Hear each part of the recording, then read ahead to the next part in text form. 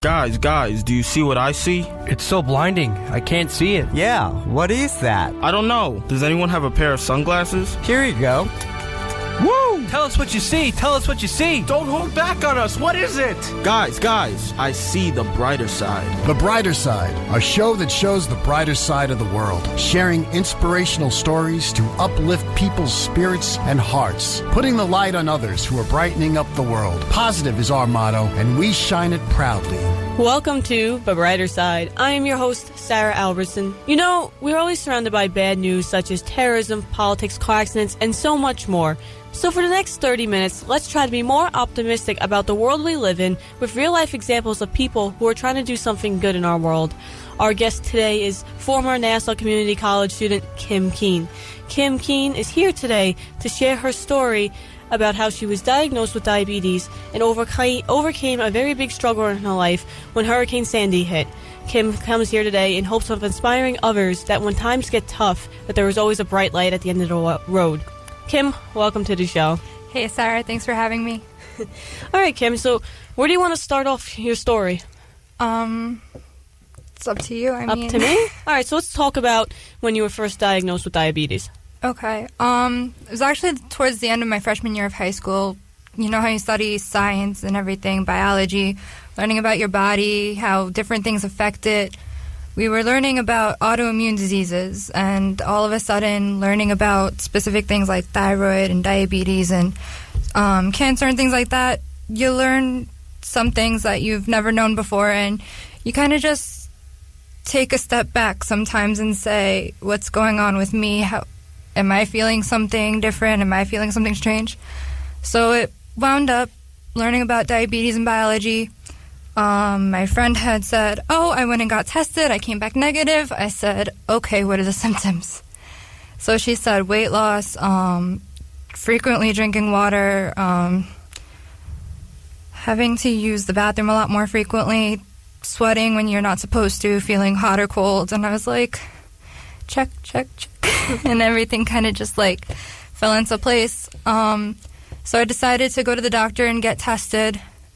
Doctor's like, oh, okay, you have diabetes. Go to the hospital. Like, which hospital you want to go to? I was like, okay, cool. It's like, just tried to stay calm. My mom was in Florida visiting my great-grandmother, and it was my dad and my brother, and I was trying to be, like, the cool one. Everything was going on. And my brother's freaking out. My mom's trying to call my dad, and everything's going crazy. I wound up staying a week in the hospital, learning everything, going over everything. Around the same time, my dad had gone in for surgery. And, like, a week after I had been diagnosed, my dad had passed away. So it was, like, one thing right after the other. Then there was, like, this whole period of going from my freshman into my sophomore year of high school. And everything just kind of kept going downhill. Well, what was the first thought that came to your mind when you were told that you had diabetes? I was like, oh, great, I got to take needles every day.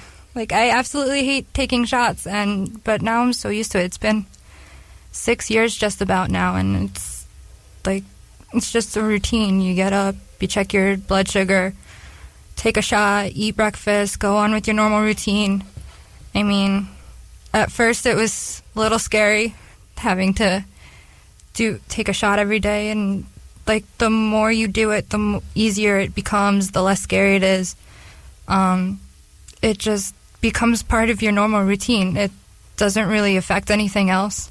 Sometimes if you're sick or if you're stressed out about an exam, like, yeah, it's going to affect your numbers a little bit, but I mean, you can't really do anything about that. Well, how did you handle everything, from being diagnosed with diabetes to losing your dad? The first year was really crazy because everything had happened within such a short amount of time. The first day back at school was insane. I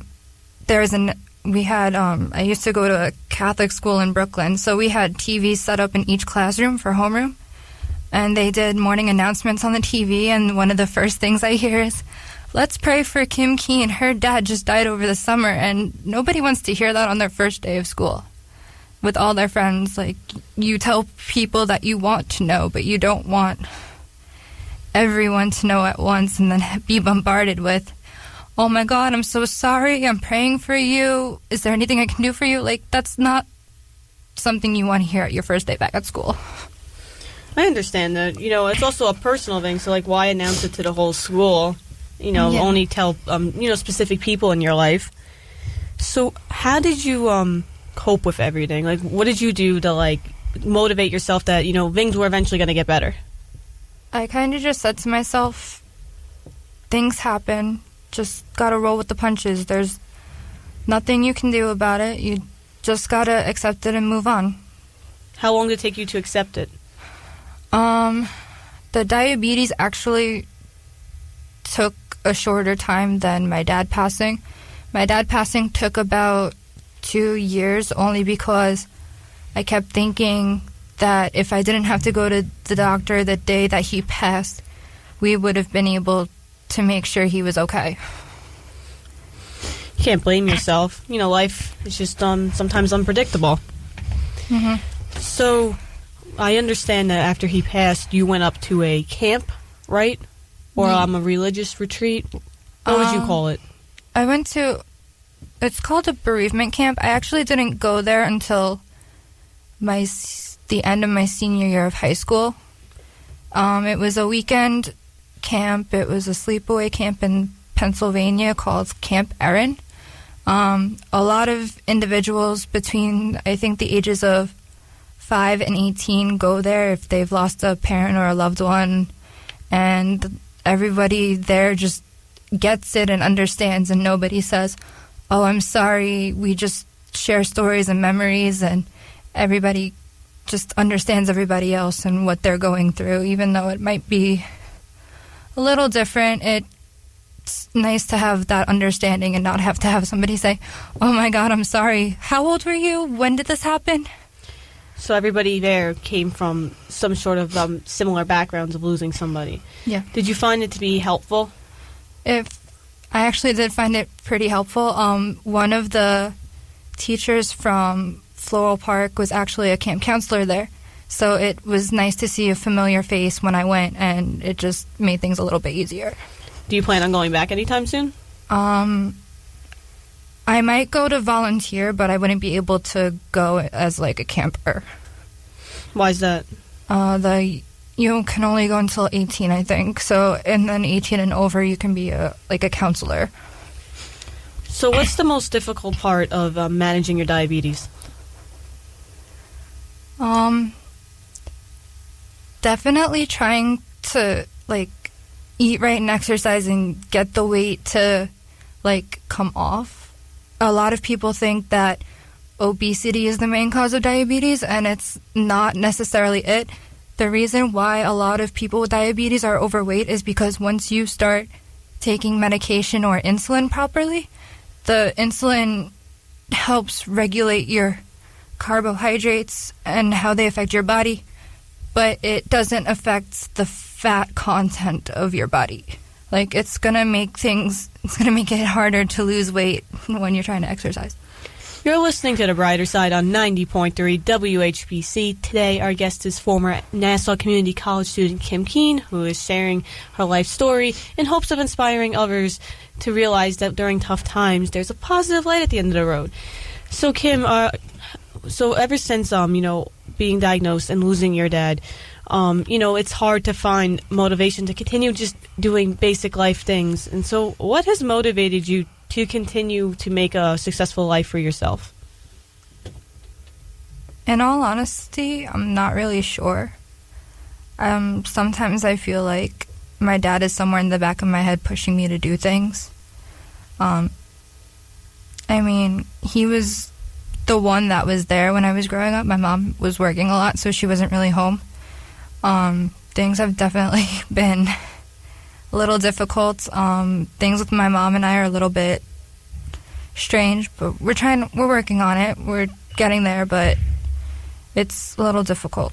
What would you say to somebody if, like, they were a close friend of yours and they were diagnosed with diabetes tomorrow? What inspirational thing would you say to them to uplift their spirits? Because, it's a hard thing to accept that this is the medical condition you're going to live the rest of your life with.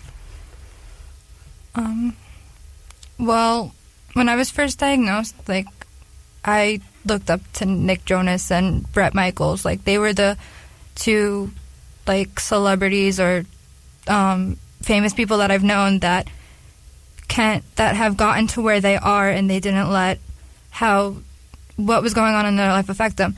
So I'm gonna quote Nick Jonas, and this is kind of sad. I would say just a little bit longer and you'll be fine. I mean, there's not much else you can do. You just check your numbers regularly and make sure you take your proper medication. As long as you do that, everything's gonna work out. How hard was it to get used to eating different foods? Because, once you're diagnosed, you can't just eat whatever you want. So how did you adjust to that? That's somewhat of a misconception. Really? You can still eat what you want. You just need to modify it. So if you want to go out to, Olive Garden and eat pasta dish, eat maybe half of it, bring the other half home. Or if you're going to a barbecue, eat maybe one hamburger or a hot dog and then grab some salad or grab some macaroni salad. And as long as you keep it in moderation, it's not the end of the world. It's just... It's different. Yeah, it's different. You gotta make sure you count carbs. Let's focus on that. Count carbs, not sugar. How did your friends react to you being diagnosed with diabetes? Most of my friends were really supportive. There was one ignorant person who told me that they didn't like me because I had a disease and they thought it was contagious and they knew nothing about it. And thank God they're no longer in my life right now. But for the most part, everyone's supportive. If I can, I tell anybody I can. I tell my managers at work. I tell some of my coworkers.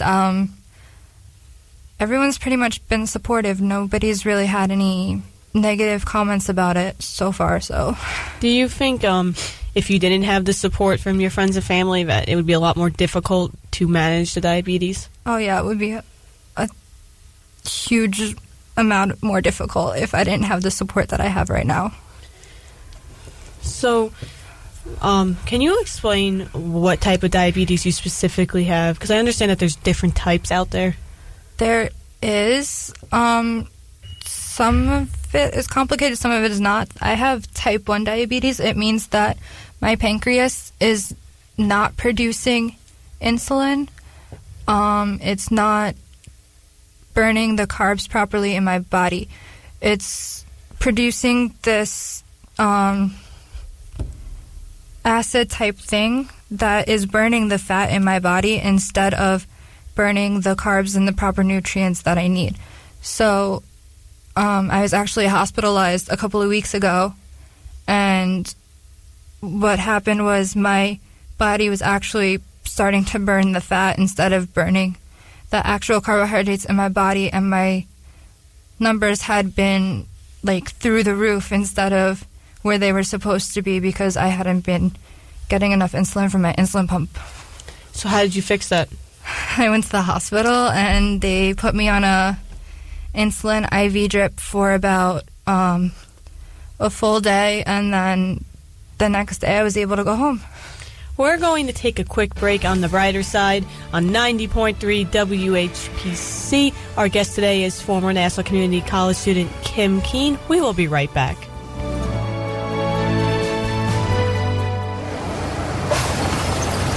When I grow up, I want to be a new pair of blue jeans. When I grow up, I want to be a kid's first computer. When I grow up, I want to be a glass countertop in a new home. When I grow up, I want to be a kid's best birthday present. When I grow up, I want to be a football stadium. When I grow up, I want to be a warm fleece on a cold day. When I grow up, I want to be a fancy backsplash. I want to be a bike that races around the country. When I grow up, I want to be a bench on a forest trail. I want to be a rocking chair on a sunny porch. I want to be a skyscraper. I want to be. I want to be. When I grow up, I don't want to be a piece of garbage. And if you recycle me, I won't be. Give your garbage another life. Recycle. Learn how at